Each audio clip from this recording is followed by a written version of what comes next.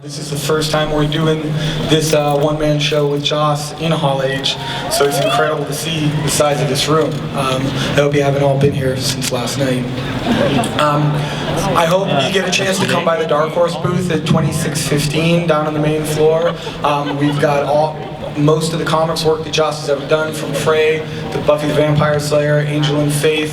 Those two books are now in their season 10, heading toward the climax of the 10th season. Angel and Faith ends with issue 25, and Buffy season 10 ends with issue 30 next year. Dark Horse is headed into our 30th anniversary in 2016, and it's been an incredible time, and we've had an incredible history with Joss. In the last year, we've told you that we want to bring more Serenity comics out, and the editor on the Serenity comics, Jim Gibbons, has approved the outline for the next series, so we've got a sequel to Leaves on the Wind coming, probably coming next year, and I'm happy to say that George's Genty is coming back. Yay! And we're going to have more announcements about that book to come soon, including a release date. But right now, it gives us a huge Comic-Con welcome to the creator of Serenity and Angel and Faith and Frey and Buffy the Vampire Slayer, and the director of the Avengers and the Avengers 2, Joss Whedon.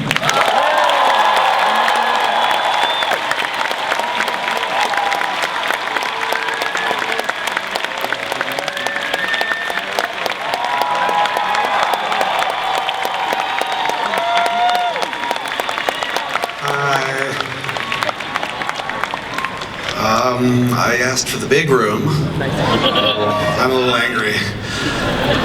This is, I want to say terrifying, but I'm going to walk around a little bit because I want to see you guys better.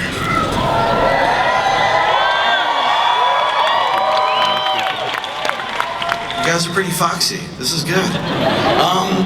Thank you. I love you guys. I think you know that I love being here. I had to miss it last year, but as you can see, I'm a whole person now. It's been an interesting time.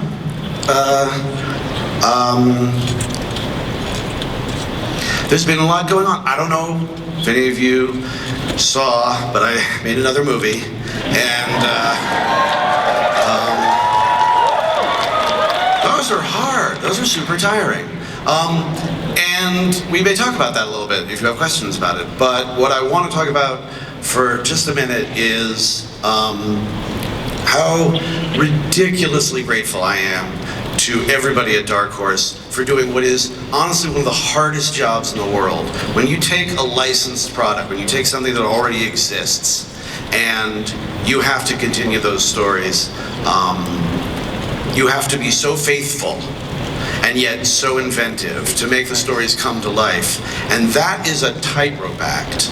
It is really difficult for anyone, to carry on something that is already beloved, take it to another level, while still being true to all the voices and the characters and what we were trying to do way back when. And I'm, to Scott and who's been my editor forever, and Sierra, who was working on the books, Mike Richardson, who built the house we're all in, and particularly, the writers and artists. Christos Gage has been killing it. Rebecca Isaacs and George's, of course. Zach Whedon, a little awesome. And, it's just, I feel like 5 years ago, a tornado ripped up my house and dropped it in the land of Marvel, and it's been a very weird time. And it was like and you were in it, and you were there, and you were there, and all that while. All of these people have been working so hard and doing such beautiful work, and it's been so great for me to know that the things I care most about are being taken care of. So I just want to give these guys a huge shout out. Please, a round of applause for Dark Horse. They're amazing.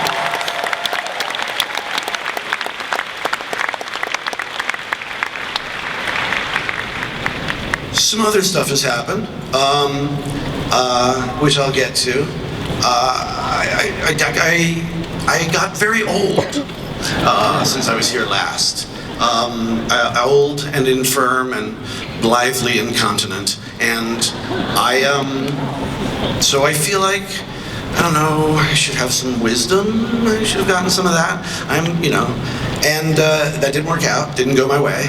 But I was hoping to impart some, but unfortunately we don't have any. What I do have now, now that there is no place like home, and I'm out of the strange little world that I was in for so long, is the freedom to really think about what I have to do and what I have to be. And that's a very complicated process, needless to say. It's very easy to put it off. I've put it off for 25 years by never not working.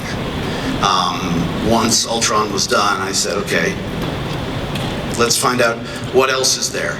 And there are a few things which, quite frankly, I can't talk about, which is boring and terrible in a panel, and I apologize for that.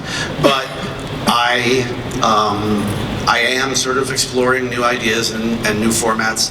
I did kind of want to get back to something I love very much, which is putting my hand to a comic book once more. And so, beyond everything else, I want to thank the guys at Dark Horse for this. Scott, can you give me an image? This is a book that I will put out next year. It's 6 issues. It basically deals with the most important moral question facing us, which is, why isn't there a Victorian female Batman? So.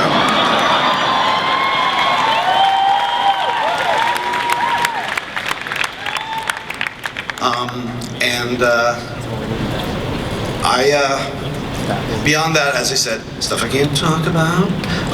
So I'm going to start taking questions fairly soon, if anybody has any.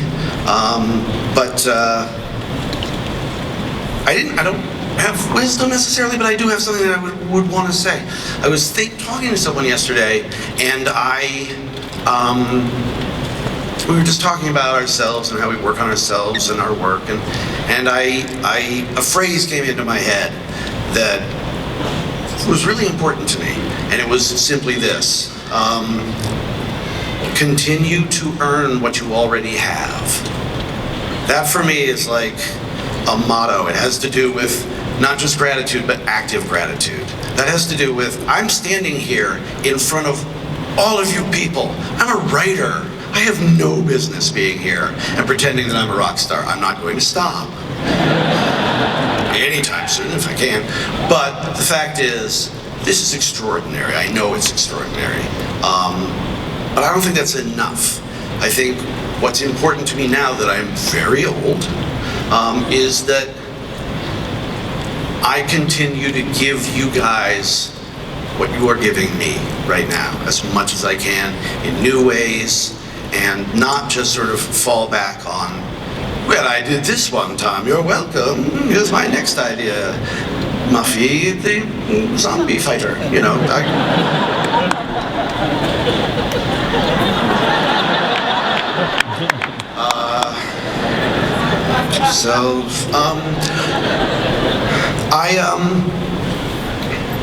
I went into, a very strange, as I said, world, very exciting. I got to make the most personal and surreal blockbuster that I've seen in a long time, and I'm very grateful to Marvel that I got to do that.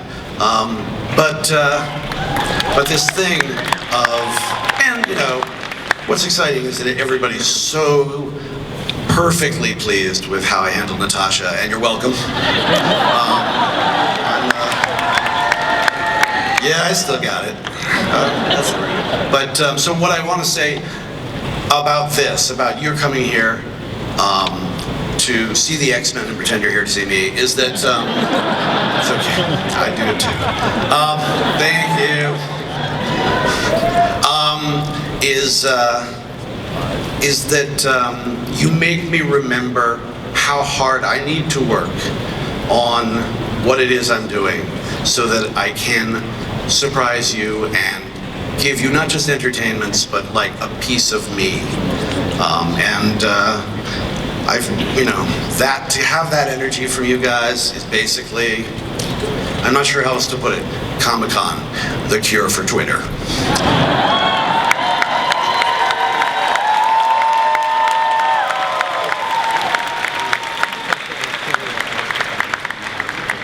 So now that I've been all super grateful, I should shut up a little bit. I want to hear some questions. Do we have like mics and people lining up and all that good stuff? I see people raising their hands to show you where to go.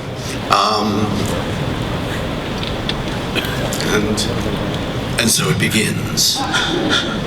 Lightning round. Hi, okay, I'm not gonna hurry. I've been waiting for a long time. I gotta say one thing first. I never had a chance to thank Gene Roddenberry for Aurora. I have to thank you for Zoe. Zoe!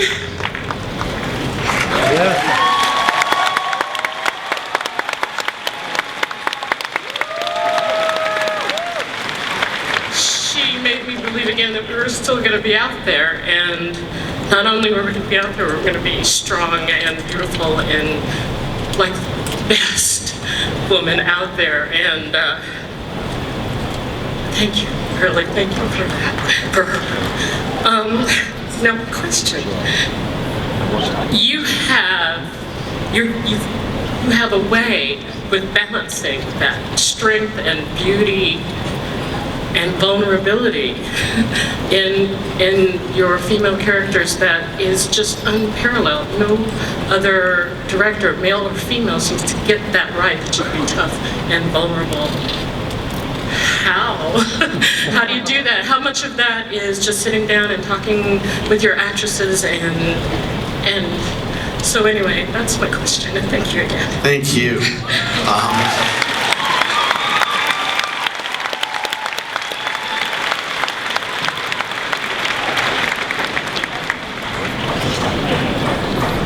Sorry. Okay, I myself am tough yet vulnerable, and so I have to draw a lot on that. Honestly, it's hard for me. I know there are other people out there who do what I do in various mediums extraordinarily well. I love to pretend that I invented feminism or that, I'm the most textured writer around. It's simply not the case. I am grateful that something I needed to see more of in popular culture was not only embraced, but is now much more widespread. If we're going to talk about Zoe? Yes. Gina. You get Gina. You hire Gina Torres, and then your life is much easier. Except that you're a little intimidated because she's taller than you. You asked if I spend time talking with the actresses, and it's not really about their experience so much. It's about them listening to their voices. It's about hearing how they are best at conveying the thing that we both agree we want to convey. And that's one of the biggest things for me is when I have an actor, I need to draw. I can't just sort of plug them in and say, now be that person. I've got to draw from them. She has a life force that is bonkers. And we actually, you can't smile too much because the camera will be blinded. But we make her adjust, but it's got to be her. It's got to come from her. If they don't feel that creative sort of space, then the characters will just start to become my agenda. There'll be like a polemic. Then we understand to be either weak or strong.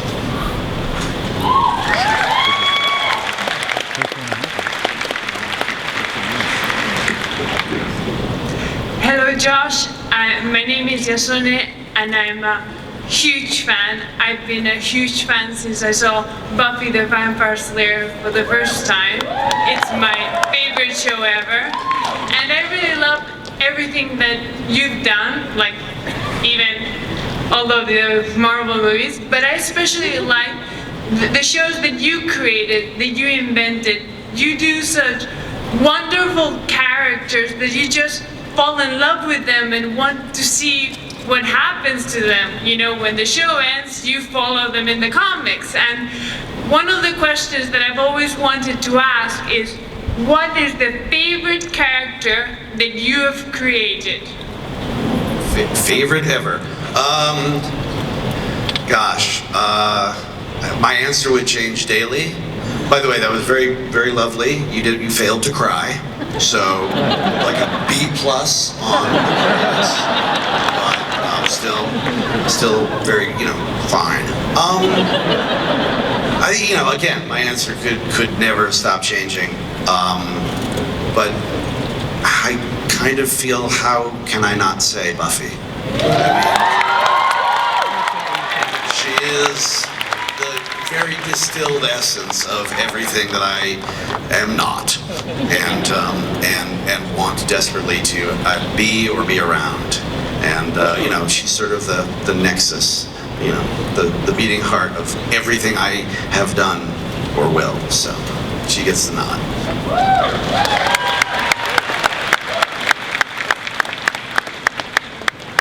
Hi, Mom. Sorry. Hey, how's it going? I am not your mom, okay? We did the tests. This is getting old. I'm sorry. No, but, sorry about that. Anyways, love your work. Long-time fan, first-time caller, type it. But, so in a perfect world where we have Firefly back on air, because that would be the perfect world, how would you expand on the team? Or would you just continue on with a new team, expand the world that is in Serenity Firefly? We do not live in a perfect world. I know this because I do not have a flying car, and also my nose. But in a world in which Firefly came back, I think the problem was I didn't have enough interesting characters, so I'd need more. No, wait. That group and what they go through, either together or apart, is something that will fascinate me forever. And I would say, you put those 9 people back on that ship, I don't even need anybody else. They could just be on the ship, and I would be writing that forever. And I'm not your mom, but I am your father.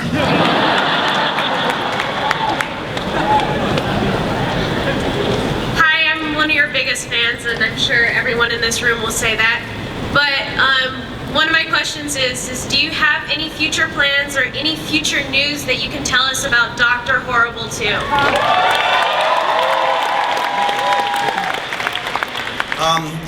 You guys, at some point you're chase me with like pitchforks and torches if I answer this the same way, which I'm about to, which is simply that everybody wants to do it.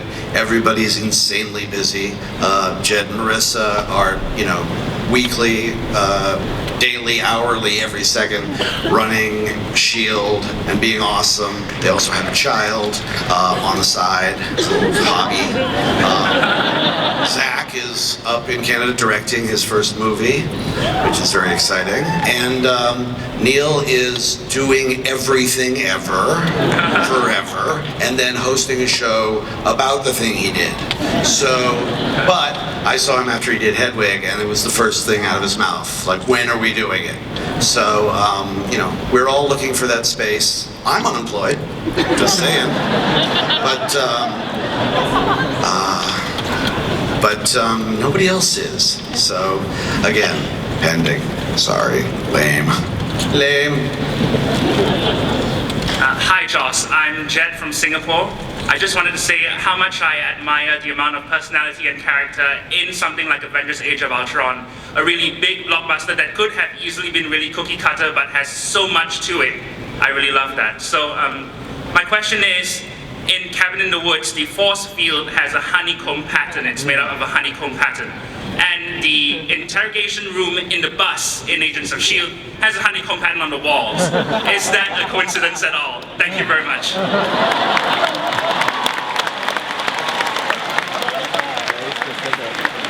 This is very simple, and I think everybody can relate to where I am with this.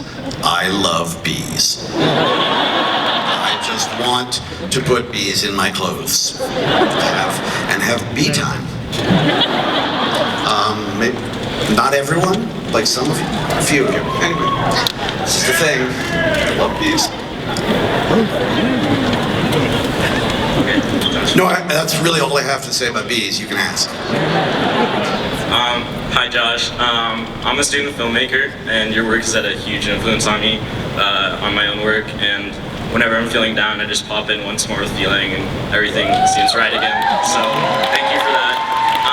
My question is, do you ever censor your characters' actions or dialogues for your audience? Did you say censor? Yeah.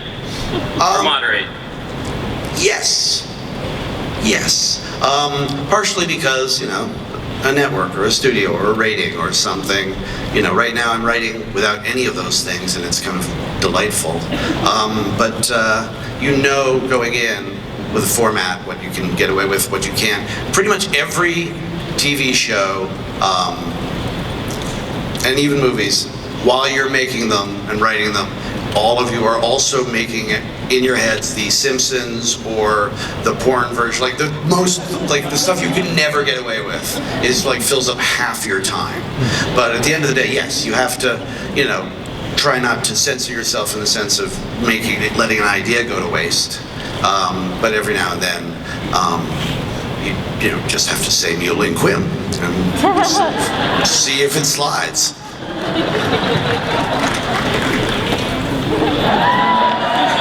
I'm up here. Hi. Okay. So I was asked not to tell how amazing you are. You. Me. So one of the things I really love that you've done is be able to take characters that we love and turn them dark and then, you know, oh, here's your knife back, you know. So I'm gonna use like Dark Willow as my example. Well, yeah. When can we see something new like that?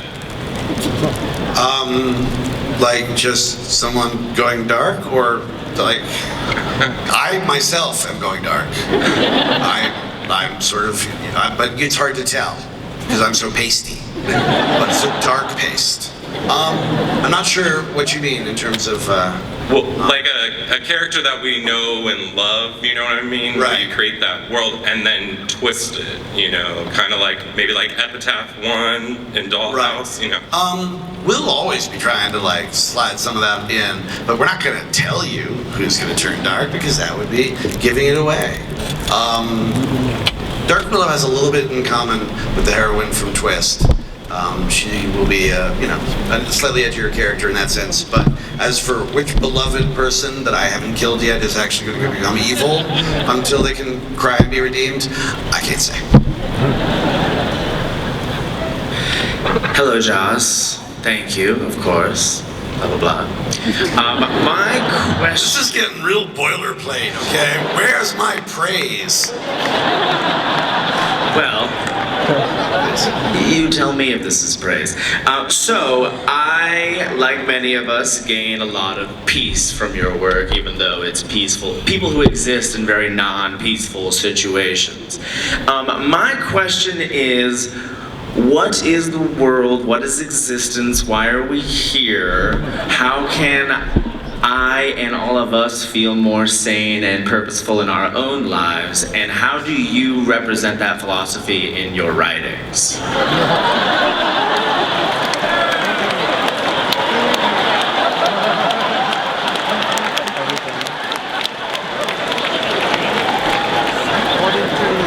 You think I'm not going to, but I'm going to answer that.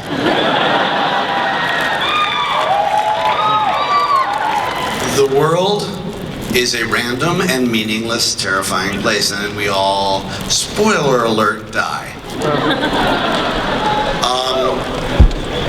We are designed to, most creators are just designed not to know that. We are designed uniquely to transcend that, to understand that, oh, I can quote myself, this is fun.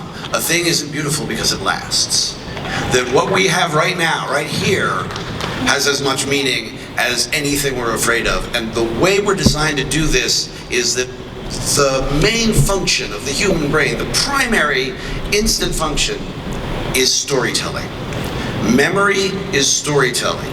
If we all remembered everything, we would be Rain Man and we would not be socially active at all. We learn to forget, and we learn to also distort, and from the very beginning we're learning to tell a story about ourselves. I keep hoping to be the hero of my story. I'm kind of like the annoying sidekick. I'm like Rosie O'Donnell in the Tarzan movie, you know, the Disney thing. I'm like that annoying. I was like, but Tarzan, right? They're like, no, you're that weird ape that we don't know if it's a girl. So,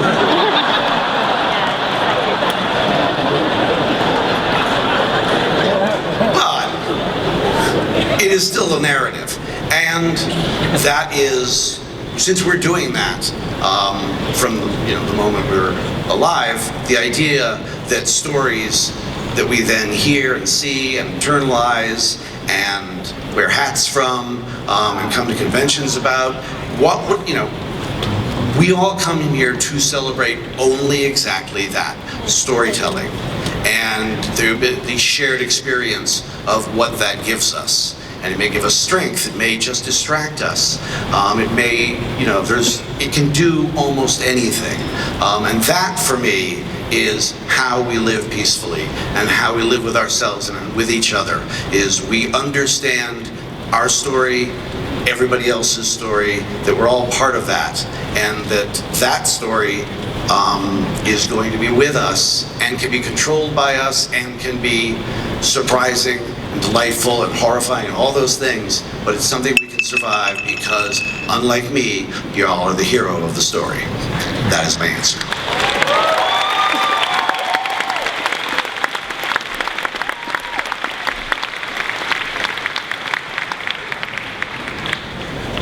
Hola, señor Whedon. My name is Miguel. I'm from Monterrey, Mexico, and just wanted to tell you, you're one of the reasons I'm a working screenwriter right now. My dreams are coming true. And the question is, we all enjoy and love the diversity you put into your characters. When are we seeing more Hispanic characters, Latino, preferably Mexicans, but Latinos in general are a plus? I'm not actually making anything right now in TV or movies, so I can't be the boss of that. But so can I say soon? I've been knocked a couple of times for my track record in terms of race. And when people have come at me and said, well, you're not really paying attention to diversity enough in your stories and your casting and what you've done in the past, my answer is, yeah, good call. That my focus has always been gender. That's always been the thing, and that's like half the people on the planet, so there's a lot of work there. And but I do think, yes, the landscape of this country and this world and the stories we need to tell is more diverse than what I have focused on. So again, my answer is soon.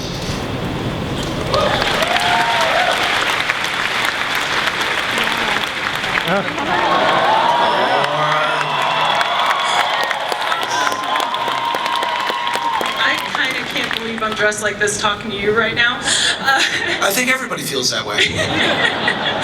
But Lauren, for me, was always very kind of a really deep character who didn't get a lot of notice in the Buffy and Angel verse. I'm very glad when I do this costume to hear great stories that people have about Andy Howlett and when they met him before he passed away. And I was just kind of wondering what was like one of your favorite memories of him. I'm sorry. No, don't be. Andy was an extraordinary person, and I mean extraordinary like, what the fuck? The first time I met him, really, he was a friend of my wife's sister, and who'd come from Cape Cod, and we went out to, it was like a karaoke place, but kind of fancier, and he went full Patti LaBelle, including a part where she kicks off her shoes and he kicked off his loafers, and he did the whole thing. And I saw him, and it's one of the few times in my life I've ever gone, oh, I need that character, and because he was so bigger than life and completely bonkers, right after season 1 of Angel, and they'd have the oracles, and we got to consult the oracles because you got to have somebody to tell you what's going on, and I thought, oh, we need something that's more LA, and I love the idea that the karaoke is actually a window into the soul, because you hear someone sing and you understand them in a way that they couldn't express otherwise. That's actually true. So to have him be able to read your future and such when you were singing made perfect sense, and Andy caused that in my head when I saw him, because I was just so blown away. I was like, yes, this LA is much stranger than my show about LA with demons in it. But we did not just hand it to him. He then went through the whole process, and as a dark horse, because he had really never performed, unanimously won the part, and then just kept killing it. Like, he was a force of nature. He's much missed. I'm glad that you are honoring him. Thank you.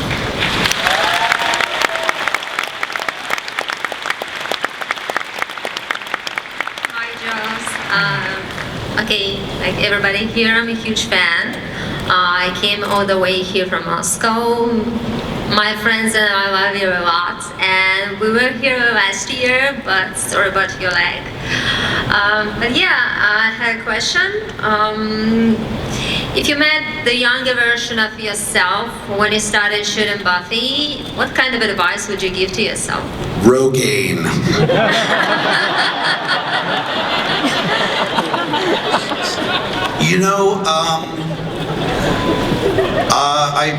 I probably would have, I just would have explained discipline to myself a little bit. We had a tendency to be up all night figuring things out, and I think I probably destroyed crew members with how sort of my lack of understanding of the nuts and bolts of just getting it done. Honestly, there's not much else I would change. I'm not big on regret. It's not super useful. It's nice to learn lessons, but Buffy was something that I couldn't just explain it to myself. I had to figure it out while I was making it. I had to live it. So I would probably really just concentrate on hair care products. That would be it. And then, some stock tips. And because, you watch the first season of Buffy, and it's like watching a kid grow up. It's like, oh, they're onto something. Wait, here it comes in. Boom, second season, Angel goes bad. You're like, oh, that's what this is. But I wouldn't want to spoil it for myself. Apparently, we have time for one more question. G'day, Joss. This has to be the best I can do this. Question ever. I really need some advice, and I didn't know who to go to, so I thought I'll just go to Joss Whedon. Feels like the smart move. Marry the girl. It's the only decent thing to do. So I've been working really hard in Australia for the last couple of years, and I finally finished my very first feature film, and it comes out in October worldwide, and I am super scared and filled with anxiety 24/7 now. So after your first big project, what was the best decision you made, and what was the one thing you would tell me not to do? Well, I certainly wouldn't sweat it as much as you are, because you made it. That's your job. Everything else is somebody else's. So whether or not it, hits, and that's not something you can control. And worrying about things you can't control is boring and time-consuming. I'm afraid of earthquakes, but I eventually learned to stop thinking about them. Forgetting memory. I'm trying to think. The best thing for me was to start something else. To already be in something else, so that when whatever happens with that project happens, I feel like I have enough energy in this other place that I can withstand the vagaries of fate. And whenever I had any job, I was thinking about I was working very hard on it, but I was also thinking about the other thing, the next thing that I would want to be doing. It's also very hard after you've made a movie to get back into that. Once people see it, you know, it's a very sort of, it's almost a debilitating thing. James Gunn and I, years ago, ran into each other after we'd made our first movies, and we were like, I can't write. He's like, I can't write. I mean, we can write, but and both of us realized, oh, directing a movie had taken that away from us because we were so, like, debilitated by the idea that the person who cut all the stuff that we wrote that was so good was us. And so we felt like, oh, everything's negotiable, and it was a little paralyzing. And for me, you know, the answer is always, I'm a workaholic, so, you know, my answer to you is going to be this or beer. I think, you know, a combination of both work and beer, sometimes work during beer. Those are things to reach to. Just remember that this is the first thing, and start thinking about the next. That is the end, except for one thing. Maybe this one. All right, Joss, before you go, there's a little something we want to do. We want to have a special presentation for you. And at this time, it is my honor to bring to the stage our Director of Marketing and PR, and my friend, Mr. David Glanzer.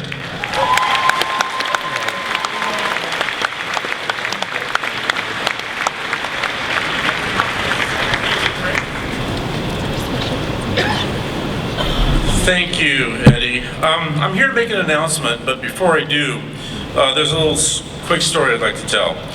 What drew me to my very first Comic-Con back in 1978 was movies. I had heard there was this thing called the dealer's room, and in the dealer's room you could buy movie posters, you could buy scripts, movie memorabilia, and at the convention had a film room. And back in the day it was 24 hours, and they showed classic films, silent films, current films, and that was something that totally intrigued me. When I came in, I found my tribe. It was like the most amazing thing. But I learned there was a lot more to Comic-Con. More than just movies. There were comic books, comic creators, artists, publishers. And well, Comic-Con was this huge umbrella for so many cool things. And it was here that I not only learned about comics, but learned to love them. I relate this story to you guys because I'm here to talk about Joss Whedon. We all know, absolutely, come on. We all know Joss is an amazing screenwriter, director, and producer of film and television, and he is also an amazing creator of comics. Joss quite literally embodies what I discovered so long ago and reiterate every chance I get about Comic-Con. You don't have to love just one area of popular art. You can love it all, and clearly Joss does. From Buffy the Vampire Slayer to Avengers, from Dr. Horrible's sing-along blog to Dollhouse, he's an amazing gift to fandom. And did I forget to mention my favorite, Firefly? How awesome is that? Joss has no fear of creating exciting characters, of creating strong female characters, of creating heroic characters. And Joss also has no fear of killing some of them off. Joss Whedon is a fan's fan. Someone who loves what he does and puts it on paper and screen, big or small, for all of us to enjoy. His talent speaks for itself, and it's a testament to his genius that fans continue to not only flock to his current projects, but revel in the uniqueness and excellence of his past projects. Each year, Comic-Con International presents the Icon Award, which recognizes a person who has been instrumental in creating awareness of and appreciation for comics and related popular art forms and bringing them to wider recognition. Past recipients have included Frank Miller, Neil Gaiman, George Lucas, Stan Lee, Ray Bradbury, June Foray, and Matt Groening. It is my distinct honor on behalf of the Comic-Con Board of Directors, committee, staff, and volunteers to add the name of Joss Whedon to that list.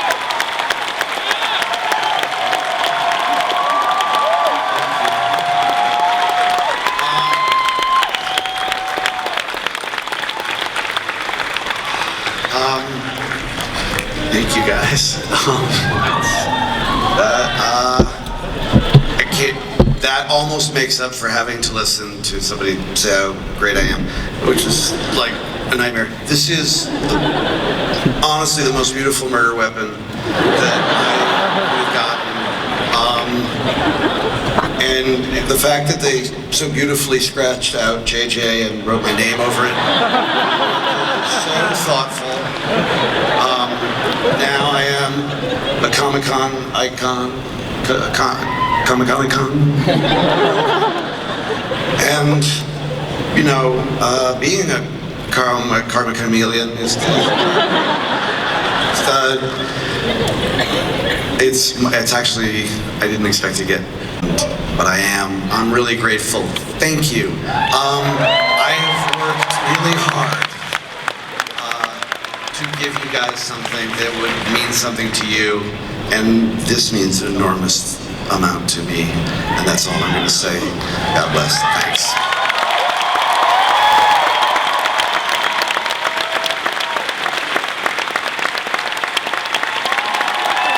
Once again, ladies and gentlemen, let's hear it for our special guest, Dark Horse and Afternoon with Mr. Joss Whedon.